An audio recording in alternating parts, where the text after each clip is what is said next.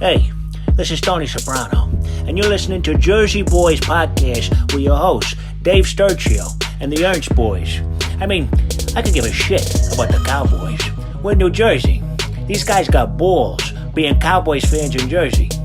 Anyways, enjoy. Or whatever. How about this, Cowboys? Yeah!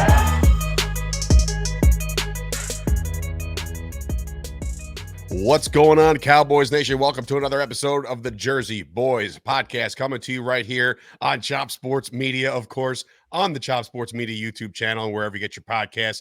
Dave Sturchio, nationally known comedian Bret Ernst, and the return, ladies and gentlemen, of the Grinch. Ladies and gentlemen, welcome back, Mr. Keith Ernst. Keith, how you doing, bro? We haven't done an episode for a while where we were drunk. Where I was drunk. Are you drunk now? That's what I mean. I wish I kind of was. Well, hey, listen, the last time we were drunk on a podcast, or you guys were drunk on a podcast, that company no longer has podcasts. So, you know, it is what it is. But everybody, the draft is come and gone. We got a lot to talk about. There's a lot of unrestricted, undrafted free agents that we signed. But the big news to start the episode today is the return of Ezekiel Elliott, official as of yesterday. Now we're hearing from Patrick Walker and a couple other sources, Todd Archer of ESPN. Zeke's going to be wearing 15 like he rocked in Ohio State, like he rocked in New England. I was telling the guys in I think this is just the biggest Jerry Jones move of all time. Everybody's like, oh, I'm going to dust off my Zeke jerseys. I'm going to get on my side. I'm glad I didn't throw it back or throw it out. And Keith, dude, this is definitely a Jerry Jones money-making scandal, you think, right? Like, come on. I don't know. I really don't. I would think that, like I said before, Zeke would get, the pick of the litter, whatever he wants, right? But it does make sense what you're saying, but I don't know how many people will do that. I don't know how many people are going to spend 150 on a player that might just be here for another year or two, It's going to be the first thing you see when you walk into the pro shop in Dallas. It's going to be right there on the first mannequin. Like, it's. Hey man, I don't think it adds more value to the other 21. I mean, it's like Jordan when he wore 45. Oh, what a mistake that was. Both jerseys are. I think Zeke picked 15. That's what I think. Yeah, I think so too. That's probably the end all. The real. Well, when he came in, who was there 15 on our team? Trey Lance. No, he said when Zeke first came in. There had to have been, right? Yeah. Like, you would think there had to be a 15 in 2016. It was more than likely, like, I don't know, fucking Matt Castle or some shit. some backup quarterback in 2016 or something. That boy, can you get that for us? Yeah. All right, cool. I don't think he was allowed to wear that. You couldn't wear those numbers. Oh, that's right. That's right. The rule, Keith. That's what. Yeah. Rule you couldn't. The rule is just like 2 years old now, where you can wear anything.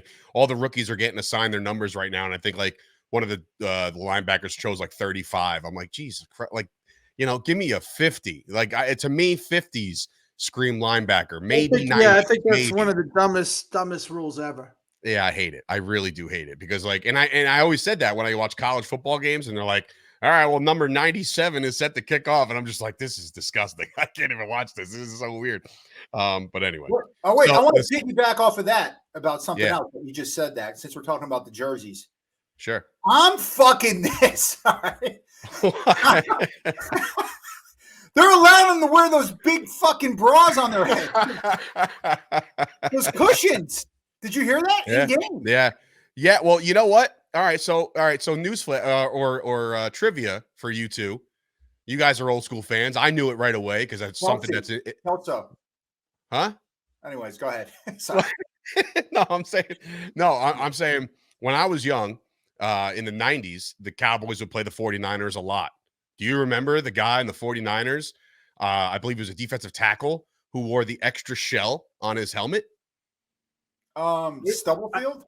No, close, very close. I know it was what Keith said. Kelso used to wear it for the Bills, but that was inside his helmet, though. Kelso was inside his helmet. This one was outside. He's saying, right? Yeah. It was a shell on the outside of the helmet. God, I remember that. I believe his name was either Brent Young or something to that effect. Bryant Young. Bryant Young. There it was. Yeah. So that was the guy that won. What do you mean by shell? It wasn't like a cushion. No, it was like a shell. Hold on. Bryant Young. I'm going to show you guys real quick. Yeah, but I mean, all right, a shell. But when you have a something on your head that looks like you're going to play paintball.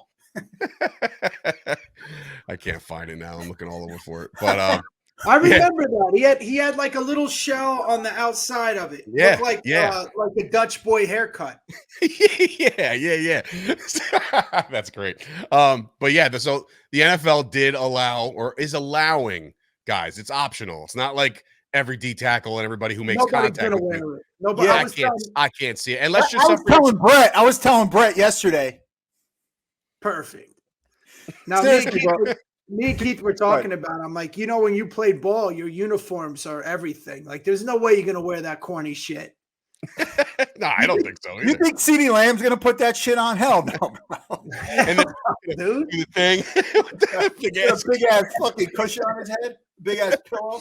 Dude, I remember we used to peg our sleeves so our guns were tighter. We had the fucking the John Offerdahl neck roll. That's how long ago I played. You had a goddamn sofa on your back. like visor. Yeah, I remember when they would let us wear the visors too, man.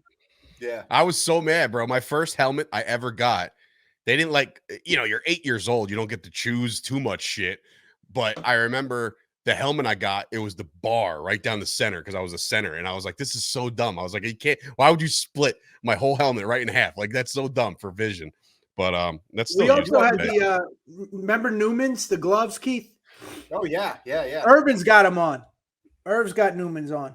In that picture. Yeah, it's true. He does. And they were big too. They were like you were put at center? That was my first position ever was center. You know what that means, right? You're the most unathletic kid on that team.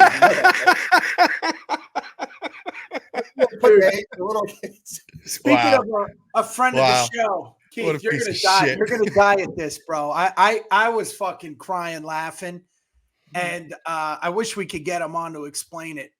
But our friend Alex Moneyline Monaco, the one that you, I know this. We're not gonna talk about the Knicks, but not a fan of his right now, bro. He was telling me, he's like, yeah. He goes, yeah. They had fifth quarter football. And I'm like, what the fuck is fifth quarter? He goes, yeah, they would put all the guys in that didn't play. They would play one quarter.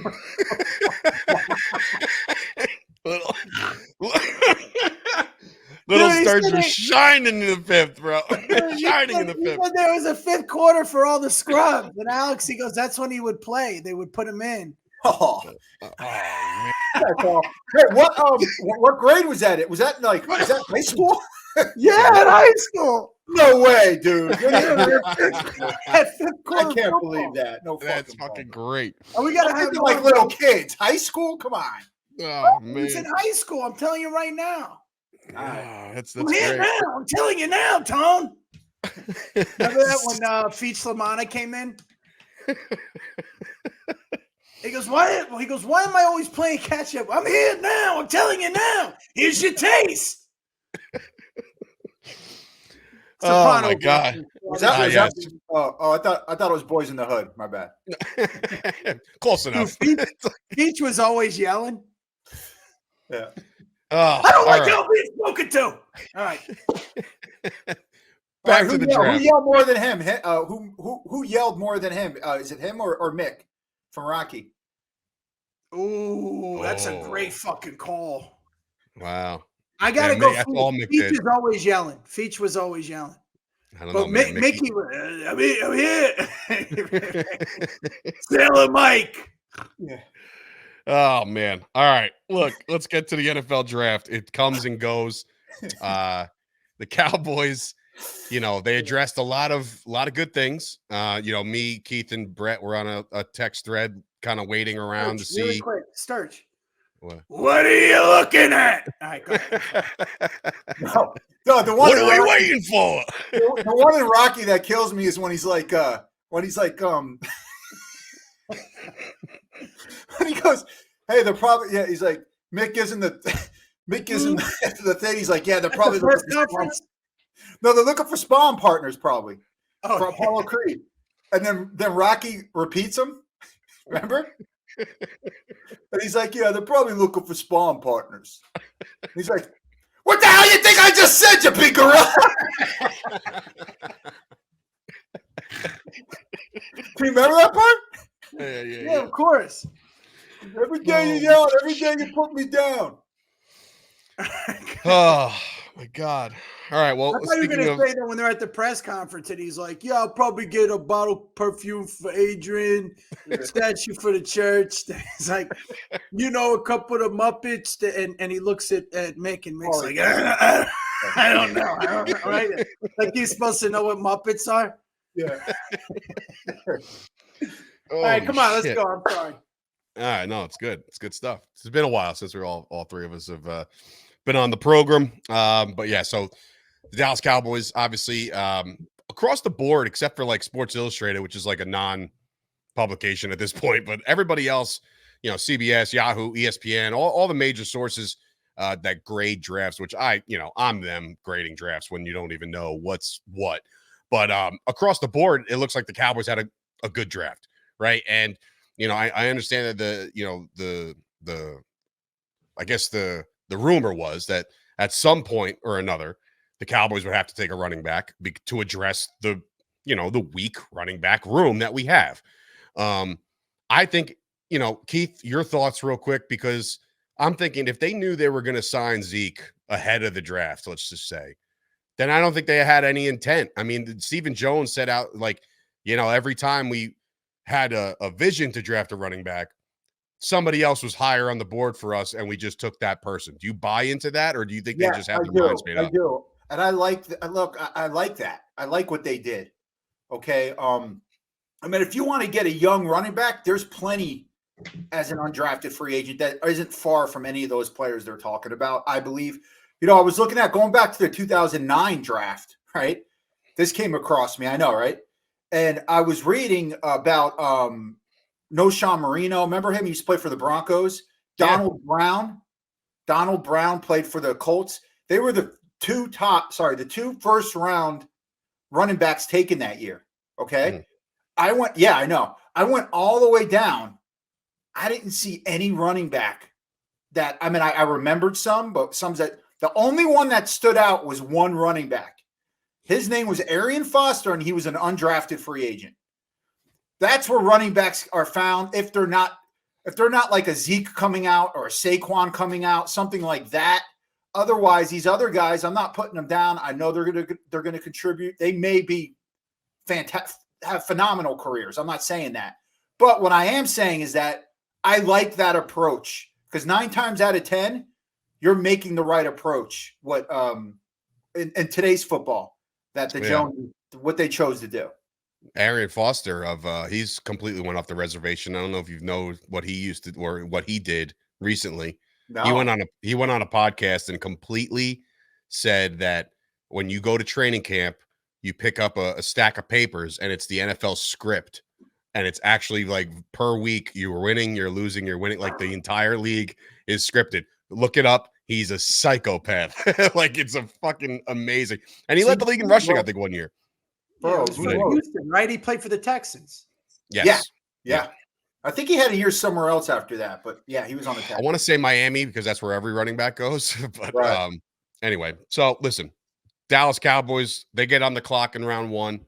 They go out and I want to piggyback with what my brother said.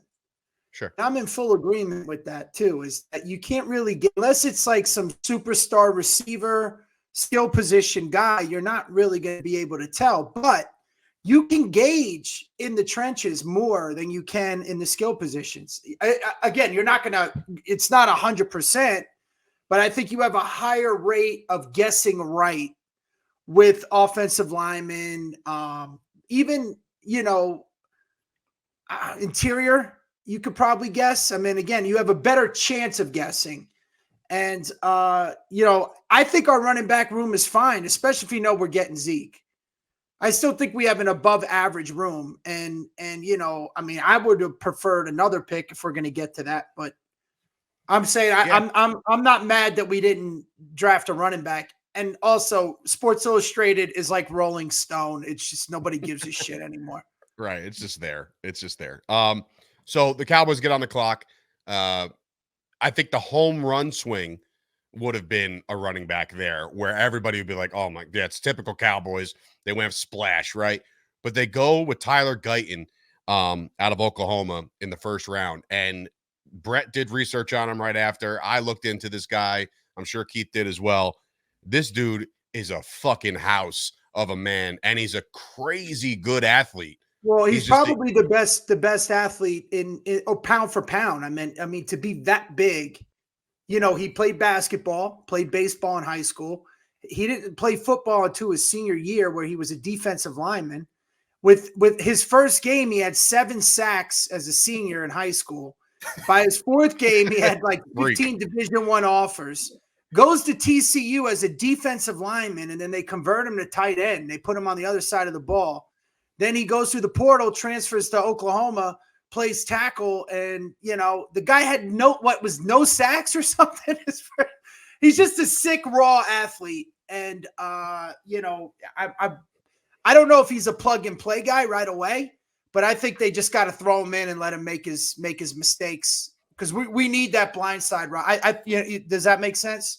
Yeah, because it's funny because he was the right tackle for a left-armed quarterback. So he was already used to playing the blindside tackle for a quarterback. So now you kick him out to left tackle, which all signs are starting to pick up that's probably the play because, again, size, he is raw.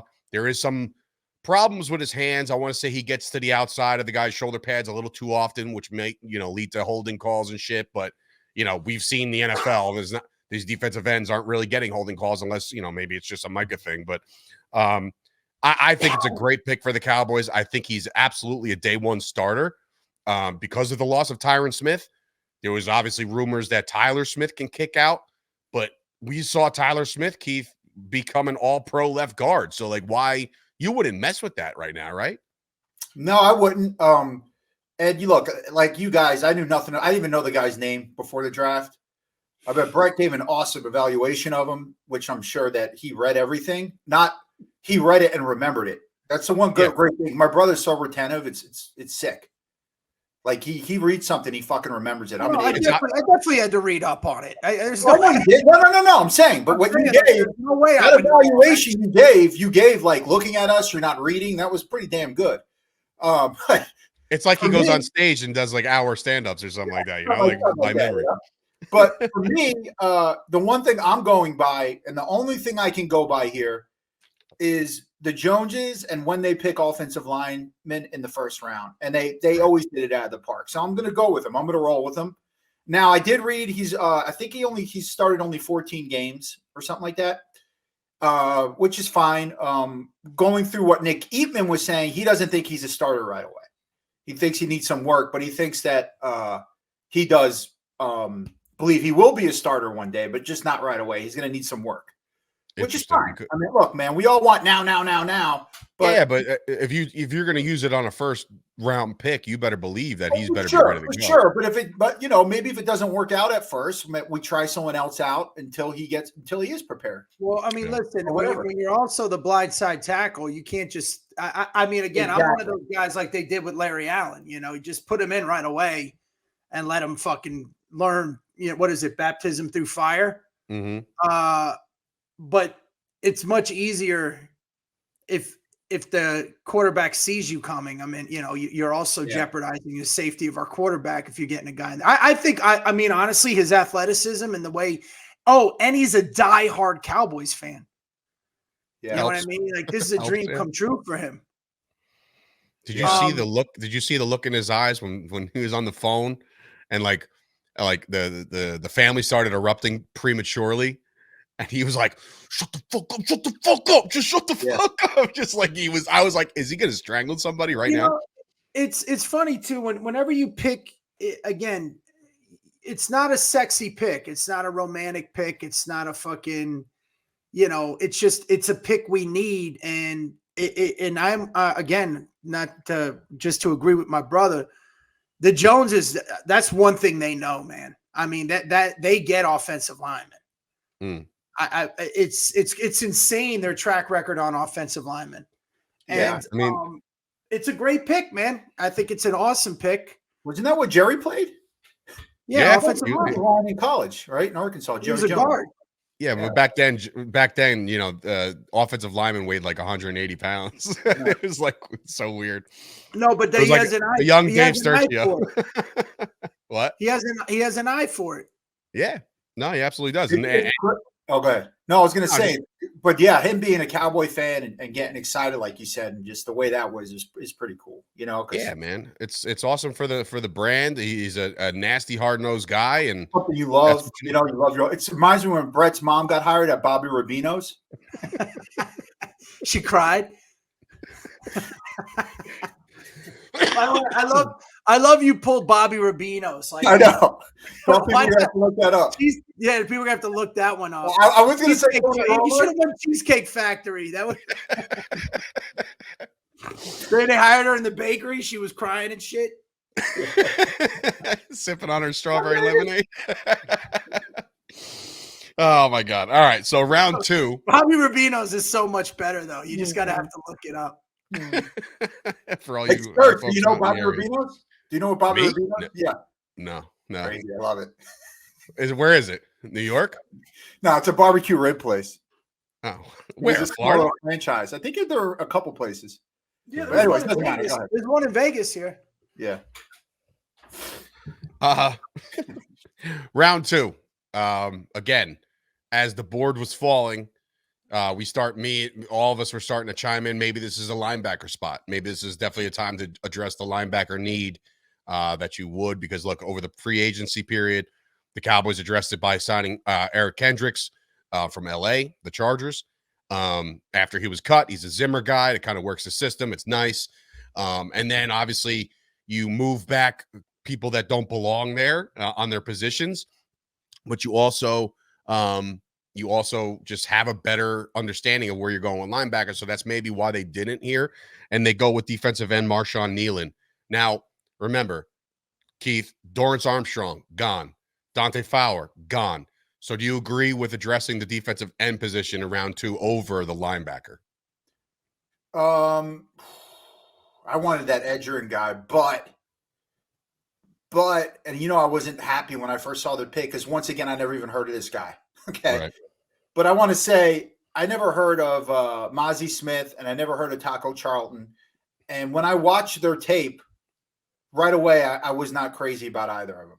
I mean, you can go back on my Facebook, even Taco Charlton, even though I still remember that jerk off when you wrote that in there. He's like, "Oh, whatever, coach." Yeah, remember I said he's kind of slow, Taco Charlton. I don't like his footwork, whatever. And then some guy was like, "Oh, whatever," you know. Regardless, and with Taco, I remember, and some guy I knew, I don't know who it was, like was on Instagram and posted something like Taco Tuesday or Taco Time. I forgot who it was. Is it me? You little stir chart on that one. And in my captions, I had the taco emojis. Like, yeah. No.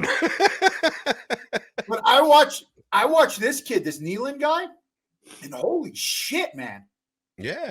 Bro, if you haven't seen his highlights yet, look them up. And they're highlights, which is fine. I looked at other highlights too against really solid quality competitors. I mean, this guy can move, man. I'm excited about him. Now, he looks like a day one starter, not a day one, a guy that they're going to insert right away in a rotation to me. Yeah. The one thing I like about the guy, which they may do, is he's really, really strong against the run. He is. And again, this is, you know, afterwards. Now, here is where I really like the kid from NC State. He was still on the board. I know he was injured, but I mean, that kid's a stud, man.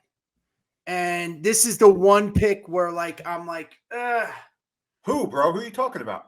Peyton, what's his name? Peyton Wilson. Peyton Wilson from NC State. The one that had all the injuries? Yeah. I mean, look. Oh, go ahead. Sorry. I mean, he ended up going in the third. I really do think, I mean, you know, he was one of those guys that, what are you, DJing, Sturch? Yeah, no, I'm just checking something. But go ahead. you fucking making a mixtape? You gotta do this, Sturch. Yeah. But this kid is, you know, he's good off the edge. I mean, again, this was the only pick that I'm like, because even with Peyton, right? You know, and was the linebacker kid the one you like, Keith? He was still around. Was he? No, Cooper was still there. Yeah, Cooper was still there. Oh, I don't remember that. So, but this also lets me know that if they had their pick on the board of who they wanted and Zimmer was looking and you had 3 of those linebackers that were there, obviously we ended up taking one. They knew that. I mean, if they had their choice, you know what I mean? So, I think we drafted again for need, and I'm not mad at it at all. That's my one critique. If we would have taken the linebacker there. Did you hear about that linebacker where he doesn't have an ACL? Like he's missing an ACL. Like some people don't have an ACL in their knee. Like Hines Ward didn't. How do you move side to side? I have no clue. Look it up, man. Not unless I read a fucking National Enquirer fucking draft thing. Yeah, I was gonna say your mom has no ACL. Your mom's got no joints at all. She's got no elbows or knees. I forgot that. What is it? I forgot what it was. The muscle there or something. I can't remember exactly, man. I don't remember. But anyways, regardless, I'm kind of shocked too because we're known. Remember the 2 linebackers we took in the second round that were injured. I mean, this guy was injured, but he still played, which makes him amazing, by the way. Bruce Carter and Jalen Smith. God, Bruce Carter. Yeah, those 2. So it sounds like a Dallas Cowboy move where they would do that, where they would take somebody that has injuries and I know medical staff. I know a bunch of people in college ball without naming names, and they said this kid's a fucking savage, that Peyton kid.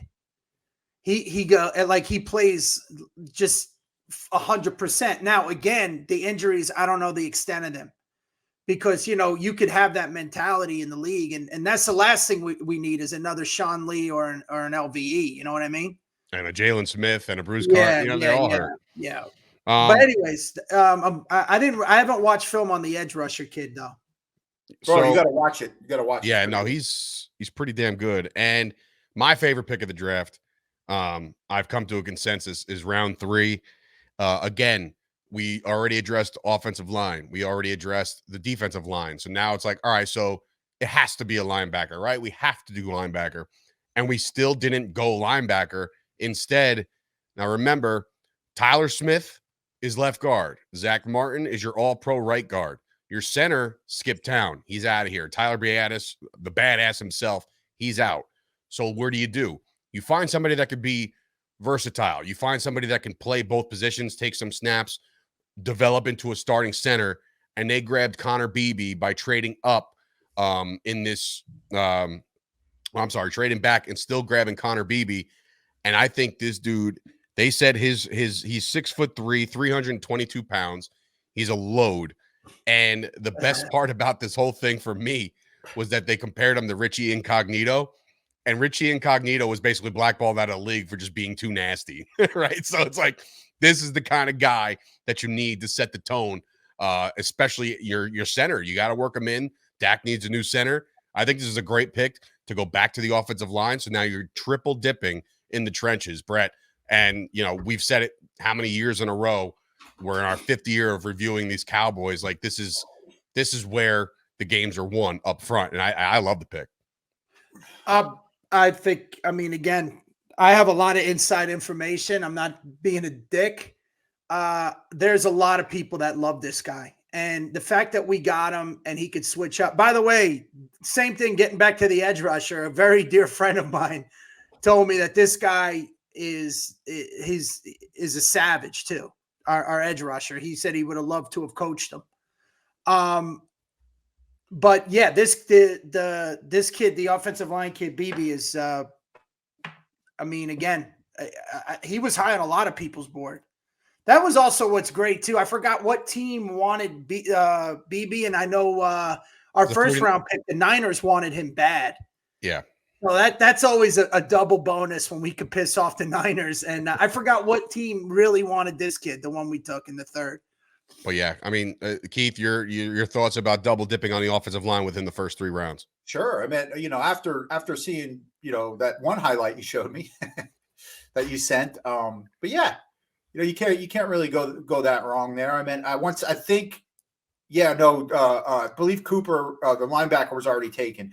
And what I do like, especially when our team does it, when people get mad. When they get mad, if you take not mad, but if they're like, why would they take that player? He was projected in the 4th or 5th. I know this guy wasn't. He was projected 4th or 5th round. I like that because then they're not listening to anybody and they're going with what they think. You get what I'm saying? Yeah, they're like, not following anybody's big boards or anything like that. Yeah, just screw what fucking what's his name, Mel Kiper and freaking Pete Prisco and Mike Floor. Who cares what they say? These guys know nothing. Especially a lot of them know nothing. Okay, your Will McClay and your people going out there and scouting our scout. Those are the people you go by, and those are the people you listen to. Tune everything else out. Look with your own eyes, and see who the best, and put it on the fucking board. That's the way to do it. So I think with this BB pick, I know he slipped. You said they said he should have went earlier. Yeah, absolutely slipped. He was a second round. He had a lot of second round grades on him. Got him in the 3rd. Now remember, and then the Cowboys made a move earlier in the draft to pick up an extra 3rd round with Detroit. They traded with Detroit. They picked up an extra 3rd round pick. With that pick, they turned that into Maurice Liafu, finally going after the linebacker. Well, I want to talk about BB one more thing, man. You moved on. The versatility of him, I think, is what's really important. So, if the kid is really a guard by nature, but do you think, or have you heard that why they think he could play center? Like, that he could transition to that? Apparently he took a lot of center reps at the Senior Bowl and was asked to do that by the Cowboys, or asked to do that by the majority of teams just to see if he had versatility, and he has played the position. So yeah, I think that's a massive element in this kid's game, is the fact that he can do both. I think he's the day one starting center for the Cowboys this year. I really do. I don't think they're going to bring in anybody at this point to compete with Connor Beebe. What's up, Keith? I'm sorry. I thought they had a guy, I can't remember his name, that they were high on too to play center that we had last year. I can't remember. Well, they have Hoffman. They have, that's the guy I'm thinking of. They got a couple guys out there, but this dude apparently is. Well, because the knock on him, from what I read, is his wingspan is not that, like, his arms are not that big and wide. He's a stout dude. He's which is perfect for center, but at the same time, I mean, dinosaur. Yeah, who the fuck cares? I mean, again, what Keith just said, you read this stuff, and again, I'm going to research after we draft. I don't know every college player. I know a couple of coaches in the league and in college that I could call and ask after we get people. My biggest pet peeve is when you see these fucking guys online. This is who I had on my board, what you were talking about. Yeah. I'm your fucking board. Yeah. Okay. It's the same thing with Mel Kiper. And that I remember when the coach for the Colts called him out. He's like, who the fuck is Mel Kiper? What makes him a goddamn expert? And how many times has he been wrong? You know what I mean? And every time he's wrong, my favorite part is every time he's wrong, he just says, well, I wouldn't have done that. It's like, oh, okay. Thanks, Mel. Like, thanks for your fucking deep analysis. You look at what you get. It's like a gift. Then you see and then you analyze. And I just don't know, why. I guess they obviously they had to run him at center. Because all his footage, he's playing guard, which, again, center, phenomenal. All right, who's our starting guards right now? Zach Martin and Tyler Smith. Yeah. All right, and then our tackles, we don't really have my assumption it'll be Terrence Steele and then it'll be Guyton. Yeah. So this is where you put this kid. Like he's a hoss. He's one of these big dudes, there's nasty guys that can take on a nose tackle, can take on those defensive tackles. You know what I mean? Like he's gonna be, like I said, I think he's gonna be probably the one shining star out of all these draft picks. I think they're all going to do well in their own right. And, some of them might not make the team, but this guy, he's bred to be a Cowboy. And I think he's going to pan out nice. In the 3rd round, they finally do address the linebacking position. Maurice Liafu, one of these Samoan Hawaiian guys that you just you read about. They're all fucking crazy. They're all nuts. They all have crazy athleticism. I think it was Bret in the text chain was like, these guys walked on like rocks with barefoot fire and shit. Like it's like these guys. Oh, that's their turf. That's the turf they use when they play football. No, this kid, man, apparently, I mean, again, you read up, really smart, awesome against the run. plays like a savage, and apparently he's just a great guy. It's like Polamalu. Remember all the guys on the Steelers were like, maybe it's something to do with the Samoans, how like they're on the field, but off the field, they're like the best people on earth. You know, where he's like really quiet and nice, respectful, and then he gets on the field and takes your fucking head off. You know? But yeah, I mean, again, this is a guy I think Zimmer wanted, right? Dude, I would say too. We didn't mention he's Puka's fucking cousin. Yeah, Puka Nakua's cousin. But then again, I think they're all cousins at some point. But no, so I sent you guys an article. I don't know if you read it, but what Mike Zimmer said to how do you pronounce his last name again? Lafua? Don't make me do it again. You did it well though. That's why I was shocked. The way I look at it, Liafu. Yeah. All right. So what he said to Liafu was, what I really liked about you was how you told me what everybody was doing on defense, which I thought was interesting. You know, like in other words, he knew everybody's assignment. Knew what everyone was supposed to do. So, you know, he knows where to go, not only where to go or where the weakness could be or whatever, and what is the one thing, Bret? The one thing, Bret, last year when we were playing the Packers, how many times did we text each other saying it looks like everybody's out of position, not knowing what the fuck is going on? Yeah. You know what I mean? So we need those smart players on the defense. And look, I'm not going to downplay what Dan Quinn did for the defense. I really do think the defense was very, very good. I think they were an elite defense at some point along the way. But if you look at the differences between Mike Zimmer and Dan Quinn, I think the big glaring one is that Mike Zimmer's not a rah-rah guy. He's not going to be like Dan Quinn was in the booth, like, yeah, you know, like Zimmer's more like, do your fucking job, get off the field, let the offense get back on the field, score some points, and go do your job again. You know, I just feel like he's a little bit more hard. Wait, and you forgot one thing. And let me get back to my hot fucking girlfriend when this is over. Yo, listen. Perfect. I'm not going to lie, dude. I'm not going to lie. I love Dan Quinn. I love the defense. We just shit the bed against Green Bay. I'm hoping Zimmer can come in and duplicate what we did. I mean, obviously not in the playoffs, but you know, not in other games too, bro. Not in other games too. Like, you know, against, I mean, like I was saying before, and I agree. I mean, Quinn did not do, he obviously we were a top 5 defense, so he did a good job. And in the Packer game, I would say, as we all know, he switched the zone, right? He's changed his whole fucking scheme up for some reason. And that was, to me, wasn't really the players, even though I still, and I'm glad we're talking about a linebacker now. Damone Clark is a good football player, but he's not a middle inside linebacker at all. We'll find other spots for him. That is not his spot. And I hope he is not starting this year, because he was our biggest weakness on our defense. He's gonna move. They already told him he's moving to outside. Like Good.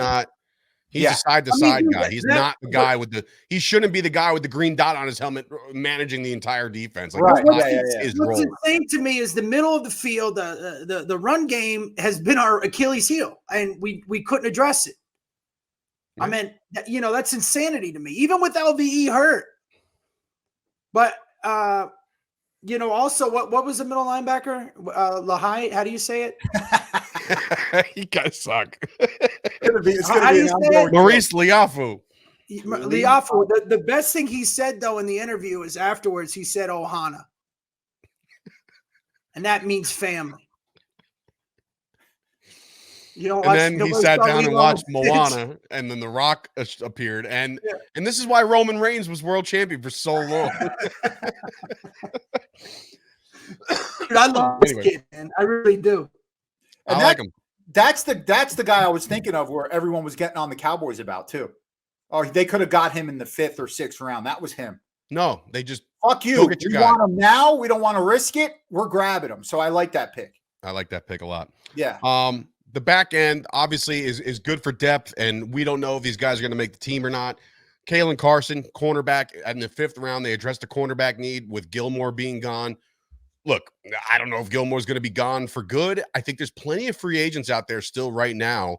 Xavier Howard's out there. Like there's guys out there that you can go pick up and sign right now that would help your cornerback room. So I don't know how much Carson's going to help. I did do some research on him. He doesn't like jump off the board at me, but he's a serviceable cornerback, and you're picking in the 5th round. Chances are you're a nickel guy, you're a special teams guy. You know what I mean? Like, and that's another thing. I will go back to Maurice Liafu real quick. He said the quickest way to get on the field is to excel in special teams, and that's what he wants to do first. So like that right off the rip, you just know that the guy is just going to go out there, take a couple heads off on special teams, and just earn his way. I really, really like that pick. He's probably my second favorite pick of this draft after BB would be the linebacker. I just and again, coming from a great program, Notre Dame is obviously they breed good football players, hard-nosed football players out there. So what my brother said is a big plus, man. He knew what everybody on the field was supposed to do, and that's what your middle linebacker is. I mean, it should be. Right. He's your quarterback on the field. He's calling the coverages, telling, tackles what gaps they need to be into, the stunts, all of it. And that's huge, man. Hey, I want to give a shout out too to Matt Picard. He's a guy that we he's a fan of the show from Hawaii. He's always posting Hawaii stuff, so I'm sure he's real happy about this pick. Just want to do that real quick. I wonder if he's related to him. I don't think I've seen him say anything about this guy, but I know he's always putting, if he's related, because possibly. Who knows? Deep family. It's a bloodline. It runs deep. Yeah. Ryan Floridoy, receiver. Again, depth, sure. There's a lot of guys that if you remember last year, and keep this in mind, guys. Not only do we draft Maurice in linebacker, we're also got Overshawn coming back. You know what I mean? So that's a really good, big deal for the Cowboys. And which, by the way, I don't know if you guys heard this, but they were giving out the rookie numbers, right? And Overshawn did not, he wore 0 at Texas. His Twitter handle is Agent 0. So you would think this could probably be the first guy to ever wear a 0 for the Cowboys. And it turns out he's wearing number I don't even know what it was. It was a low number. I don't remember off the top of my head. Sources have said the reason why they did not give him 0 is because our fucking mascot wears 00. Rowdy? Rowdy. I'm fucking Rowdy, bro. I'm Rowdy. He's the worst. Dude, what a weird reason not to give a kid a number that he would. Well, that's not Rowdy. It's another name. It is Rowdy? It's Rowdy. Yeah, but who was the little mascot we used to have when we were kids, bro? Rowdy. No. Oh, with the helmet? Yeah. I'm the armadillo, by the way. Remember we had the armadillo? That was awful. Anyway, so this is unimportant. Anyway, it was Rowdy, Keith. He was a huddle. Remember they had huddles? Yeah, I know the huddles, but all right, go ahead. No, you're confusing the two. Yeah, I'm confusing them because in the 7th round, Nathan Thomas, offensive tackle, again, good depth. Why not? And then, of course, they round out the 7th round. Now, this is something that I got excited about. Now, I know 7th round picks, you're like, come on, it ain't that big a deal, right? It's 7th round. Who knows how they pan out? They go with Justin Rogers, defensive tackle out of Clemson. Keith, you're the historian of the group, and I already know this because he's one of my favorite players of all time on the Cowboys. Do you remember another 7th round defensive tackle out of Clemson that wound up being a very, very good player for our team? At a Clemson? Mm-hmm. I know. I'm sorry. Auburn. Oh, Jay Ratliff. Yeah. So that's why I thought right here, I was like, all right, you know what? I'm not going to write this guy off yet. I know it's the only defensive tackle that we drafted in the 2024 draft. But again, we've seen it happen. I don't know why I get Clemson and Auburn. Are they the same fucking mascot by any chance? Tigers and yeah, I know. Yeah. So there you go. So that's why I'm not completely shut off. I'm from college ball. Bro, look at this. You mean that? Remember, that's the box it came in. That's from I know. I'm doing this for both got it with the huddle. Well, that's his name wasn't Rowdy though. That's what's confusing me. I don't know why. No, he doesn't have a name at all. He has one, bro. I'm telling you. No, he doesn't. Man with no name. Back of it. All right, and I'll quickly go over the undrafted. Wait, hold on, but he played at Auburn. Who? Rowdy? The huddle. Everybody. Look, it's supposed to be a comedy podcast too, even though we're always yelling at each other and crying. No, I found it funny. Patrick Walker put out an updated list of the undrafted free agents just to go over it real quick. I'll go over by position. They did finally take a running back, Nathaniel Pete out of Missouri, 2 tight ends, which, by the way, according to this, the tight end Brevin Spanford out of Minnesota was supposedly a 6th-round projection, and he went undrafted. So people are starting to already talk about him, like he could be in the tight end room. I don't think Sean McEwen's back. I saw him. I don't think that's a thing anymore. So it's Fergie, it's Hendershot, it's Shoemaker, and maybe this kid will do something. I don't know. 2 receivers, one out of Northwestern, one out of Minnesota, 2 linebackers, one out of South Dakota, one out of UCF. Actually 3 linebackers, one out of Baylor, 2 safeties, one out of East Carolina, Texas A&M, and a defensive back out of Nevada. And of course, they round out with a defensive tackle out of Illinois. So when you look at the draft as a whole, Keith. Yeah. Again, grades are stupid, but like, do you switch anything? Do you like it? Do you not like it? Do you wish we would have went a different way? Do you just like the philosophy of just going out and getting your guy? It's fine. I like it. I mean, we got to, we address needs. I mean, we didn't stretch, I don't think, or reach is the word I'm looking for that much. So no, it's fine. We'll see how it goes. I mean, again, to let go of Tyron Smith, it's hard. It's hard to do that when you have these people that have been with the team for so long. Offensive line is a huge fucking need, man. I mean, to lose our tackle and our center and replace them with a potential great tackle and center is a win. You know what I mean? Again, getting Zeke back, I think Zeke didn't have a bad year in New England. And that was a bad team. No, they were awful. Yeah. And, to have Zeke back, and then look, we still got Malik, the running back. Running back is something, I think we needed a receiver more than a running back, to be honest with you, because to get a 2nd or 3rd receiver right now, even with Gallup gone, right? Michael Gallup signed yesterday with he's going to be rooming next to Bret in Vegas. So. But I mean, like, who do we have at the receiver position right now? Right now, it's Lamb, it's Cooks, and it's hopefully Jalen Tolbert takes that next step. Now, remember, there was a receiver last spring that was doing really well into the summer, into training camp. Brooks, I believe his last name was. Yeah, he was looking good. He tore his ACL. He's back. So, listen, do I think they should add another receiver? Yeah, I do. Does it have to be a high-profile guy? There was some rumors out there that Hunter Renfrow was a possibility for the Cowboys to be that underneath 3rd down guy to look for. There's obviously always the flirting with Odell Beckham Jr., who's also a free agent still. So receiver to me, see, I watched this video yesterday. I'm going to send you guys this video. His name is Dak Attack on YouTube and Twitter. And he broke it down as well as I saw this team coming into this year broken down. He's hard pressed to say, and I know this is going to sound crazy, but he thinks this year's Cowboys team on paper, as Bret loves to allude to, might actually be better than it was last year. Reason being is that the depth, and maybe address your defensive tackles a little bit more. That's one thing you want to do. But like when you look at it, last year when we went into the linebacking situation, we weren't very happy. We went into offensive line not knowing. We talked to Jesse Holley. We'll probably bring him on again in the summer of how the offensive line was a bugaboo, and we lost. We lost a couple guys. I know I'm bugaboo, by the way. We lost a couple guys, but we replaced them right away with youthful dudes. Dak Prescott now in his final year of his contract. You would assume that shit gets done hopefully soon, because David Hellman went on First and 10 yesterday, their podcast, and said if something doesn't get done in the preseason or like over training camp, he thinks Dak is walking out of Dallas. And like, that's Dave Hellman of Fox Sports. So like the dude, and he used to work for DallasCowboys.com. So we'll address that over the summer. But Bret, do you think that there's any way that this team could be better going into this year than they were last year?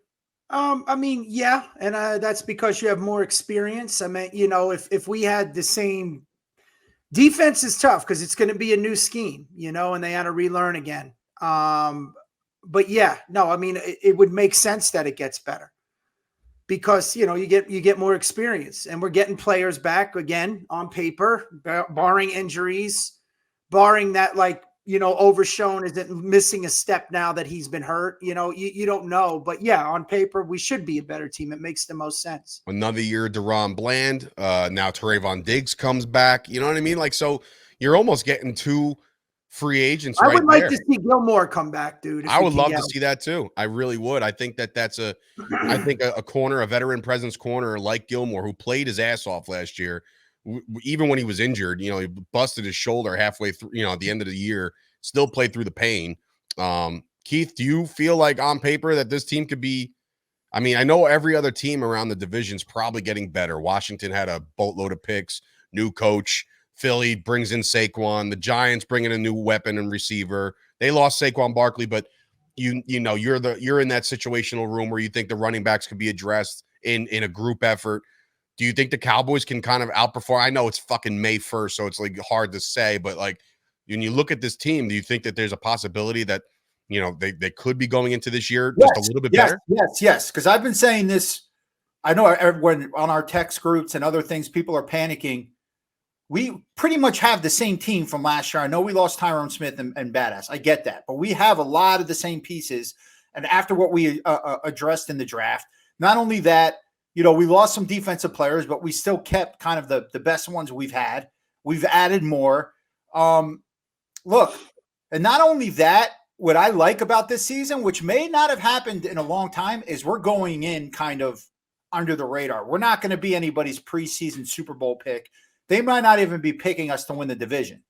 So we have all that off of. Even though once we win 1 or 2 games, it's probably it will fucking, go crazy again. But it's just nice for once, for the media, because I think the media does that shit on purpose. They like to build us up.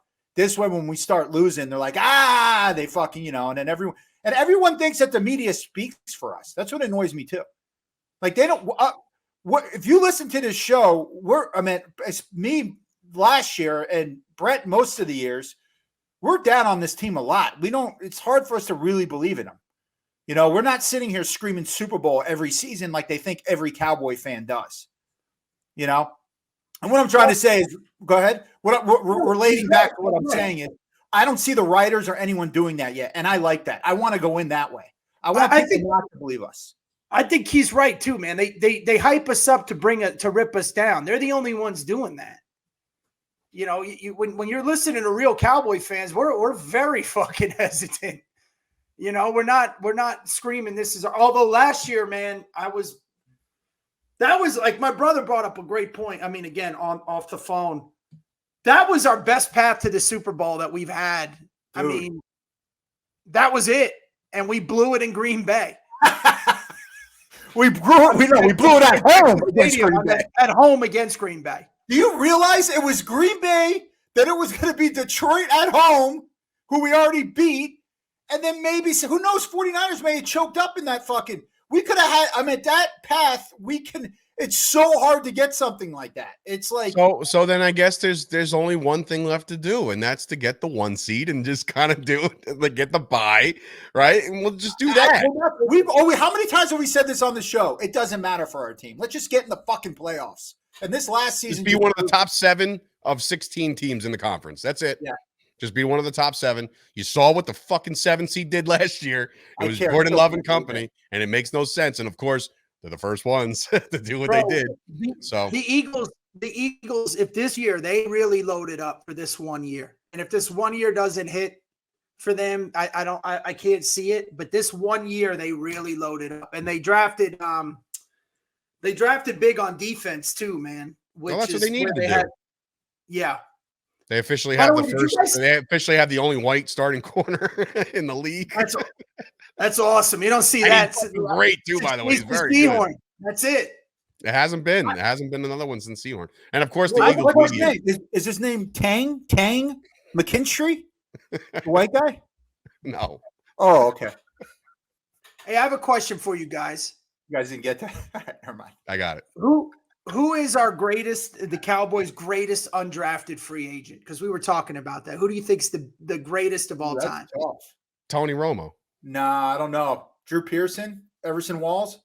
I would say maybe Everson Walls. Wait. Time out. Smart me up, because I guess Little Sturch is drawing a blank. Drew Pearson wasn't drafted? I don't know. Keith, was he?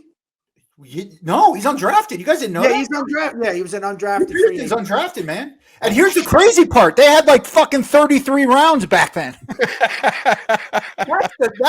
That's why I'm saying.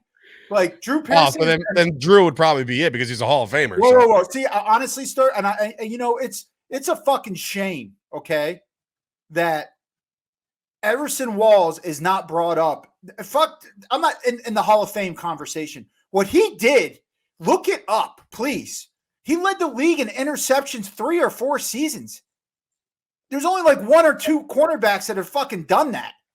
I mean, then he goes to the Giants and wins the Super Bowl, you know? I mean, I don't know, man. I think Everson Walls, Drew Pearson's my favorite Dallas Cowboy of all time. But if I had to do my top 3, it'd probably be Everson Walls, Drew Pearson, and then Tony Romo. Whoa, I'm looking this up, guys. Look who else is an undrafted free agent for the Cowboys. Wait, don't Tony Romo, right. Miles Austin. Yeah. Cliff Harris. Cliff Harris was an undrafted free agent. Yeah. Drew Pearson, Everson Walls, and Mark Tuinei. God rest his soul. For me, it's Romo because it's a recency bias. I thought Nate Newton was drafted. I thought he was an undrafted free agent, but maybe not. Doesn't matter. Well, I mean, I know he was in the USFL. Yeah. But anyways, I will say that's my order. If you're asking me still, Everson Walls, Drew Pearson, Tony Romo, and I'm saying Everson Walls again because I believe that besides quarterback, I know Romo's a quarterback, that cornerback, a defensive back in the NFL is the hardest position to play. That's my opinion. Yeah, we've said that. Yeah, a lot on this show. Yeah. And it's the truth. And I think that I only say Romo because that's kind of how that's my guy, and I didn't watch Pearson play. I didn't watch Everson Walls play. Remember, everybody, my dad is the reason why Everson Walls turned around in the end zone and he made that interception because he yelled, "Turn around, Everson." So your dad is the greatest undrafted free agent for the Dallas Cowboys. That's probably true too. That's probably true. Did you guys see that thing I sent you on Dante Culpepper? I didn't really understand that. You were like, I can't believe this. And I'm like, it's his entire Wikipedia page. What am I looking for? Cool. Go ahead, bro. I read the whole thing, actually. That's nuts. So Culpepper's mom was Barbara Henderson, who's the sister of Thomas Hollywood Henderson. So while his mom was pregnant, she was incarcerated for armed robbery. So Culpepper was adopted when he was a day old and raised more than 15 children, the late Emma Lewis Culpepper. But that's Hollywood Henderson's sister's son. So technically he's Hollywood Henderson's nephew. But I didn't know that about Dante Culpepper. That's interesting. Well, wait, let's go back. How great is Emma Lewis, though, bro? I know. Fucking phenomenal lady. See, that's a movie they should make. Yeah, none of the Blindside shit with Sandra Bullock. Yeah, bro. That lady's awesome, dude. Yeah, Emma Lewis Culpepper worked in a correctional facility where his mother was held, and she adopted 15 children. That's a fucking great story. Yeah. She basically adopted an entire offense, plus some D linemen. All right. Well, listen, the NFL draft comes and goes. The NFL next big thing coming is the schedule release, which obviously comes within the next couple days or a couple, I guess, weeks. They're going to pair that up. They don't want to go head to head with any of these playoff series like the NBA or the NHL. So they're going to do their special thing. I'm sure we'll jump on here and give our very way too stupid early win-loss record before the season, before OTAs even start. We'll get into all that. So we got to pick games we're going to too. Yeah, we got to figure that out. I would love nothing more. I mean, I know this is probably a stretch, but I would love to see the home opener with Zeke's first game back. I mean, that's just me, but I've been to a home opener before, a couple of them actually, and it's been fucking great. And actually, they both were against the Giants. Do you realize how, if you're going to utilize Zeke, right? Just think about this for a second. Imagine him not carrying it 25 times, just between 5-10 times a game. The burst he's going to have, the fucking, I mean, it's going to be, because that's what it's going to be. I'm excited. Hey, Keith, gun to your head. On that famous photo of Tony Pollard, who doesn't score, does Zeke score? Absolutely, bro. That's the worst fucking run I've ever seen by a Dallas. I still can't believe that. We keep forgetting what his greatest asset is, man. Pass block. Yeah. He knows his role. I watched an interview. It was about a 4-minute interview yesterday with Zeke and somebody on DallasCowboys.com. He knows he said he literally wants to help the young guys. get going. He wants to help protect the quarterback. He wants to do all the things that we know he can do. So I'm excited, man. Listen, I'm happy as a pig in shit. And he's still young, bro. It's not like he's old. He's 20 in NFL years. In NFL years, it's old, but like 30s. But here's the thing. No, what Sturch is saying, usually they start to dwindle out 27, 28, unless you're an Emmitt Smith, a Walter Payton, a Barry Sanders, where you're off-season workouts, where you're just not depending on your talent. So I'm hoping that's what Zeke is doing. I'm hoping he's not, fucking around, that he knows that, your talent, because you lose, and no one can see, an inch of talent in the NFL. That's fucking huge. Like huge. That's why we don't see so many of these running backs that go out, from Devontae Freeman that blew it up to, I know Todd Gurley got injured, but we could think of others, but I'm just saying they go away so fast, so I think we got a strong running back room too, man. I'm not going to lie. Yeah. I'm going to bring up Deuce Vaughn again, baby. That's what I'm saying. Listen, it's Zeke, it's Deuce, it's Malik, it's Dowdle, it's Royce the 5'9" Freeman. It's all these guys. They're all there. So we'll see. We'll see who comes out of training camp. We'll see who looks flashy. We'll break it all down right here on the Jersey Boyz Podcast. So for Dave Sturchio, Bret Ernst, Keith Ernst, this has been another episode of That Said Show. Enjoy the content. Be sure to subscribe, like the video, do all that fun shit you're supposed to do to a podcast. And we'll see you guys next time. There it is. Rep that brand, bro. There it is. And Elvis too. And I don't even know what the hell I'm wearing at this point. Good night, everybody. Hey, this is Tony Soprano, and you're listening to Jersey Boyz Podcast with your hosts, Dave Sturchio and the Ernst boys. I mean, I could give a shit about the Cowboys. We're in New Jersey. These guys got balls being Cowboys fans in Jersey. Anyways, enjoy. Or whatever. How about this, Cowboys?